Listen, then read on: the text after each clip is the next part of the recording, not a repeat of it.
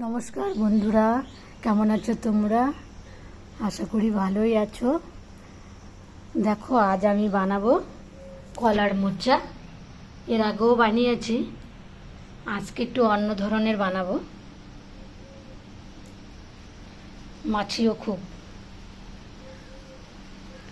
তো কীভাবে আমি বানাই মোচাটা তোমরা দেখো পুরো। দেখো কোথা থেকে কলার মোচাটা বেরিয়েছে,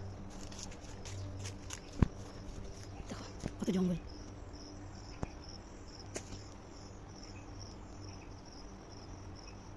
মানুষ দিয়ে এটা আবার ছিঁড়ে নেব।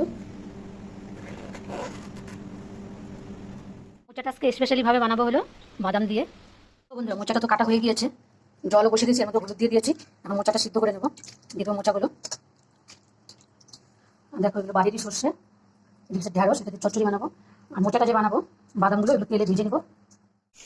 হয়ে গিয়েছে বন্ধুরা কাটা, দেখো আলু ডুমডুম করে কেটে নিয়েছি। কলার মোচাটাও কাটা হয়ে গিয়েছে। এখন এটাকে সিদ্ধ করে নেবো হলুদ দিয়ে। দেখো কত কালো জল। সিদ্ধ হয়ে গিয়েছে, নামিয়ে নেবো।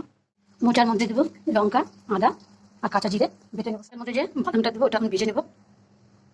সরষের তেল দিয়ে দেবো, বাদামগুলো হয়ে গিয়েছে, এবার নামিয়ে নেবো। তেল আলুটা ভেজে নেবো।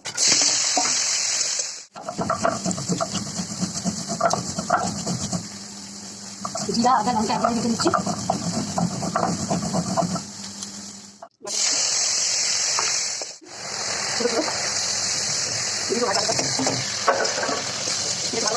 সবগুলো বাদাম দেবো না, আদা রেখে দিলাম, এমনি খাবো।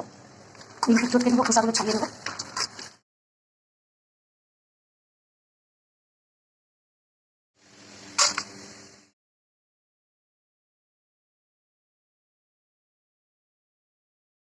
একটু সামান্য গরম মশলা দিয়ে দেবো। নামিয়ে নিয়েছি, খেয়ে দেখবো।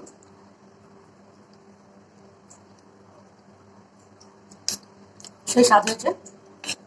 বন্ধুরা, তোমরা আমি বানিয়ে খেয়ে দেখো, কিন্তু তোমাদেরও খুব ভালো লাগবে।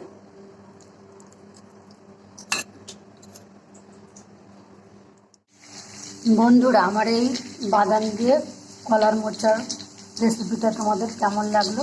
যদি ভালো লেগে থাকে তাহলে একটা লাইক, কমেন্ট, শেয়ার করে দিয়ে আর আমার চ্যানেলটিকে সাবস্ক্রাইব করে দিয়ে তোমরা ভালো থেকো, সুস্থ থেকো।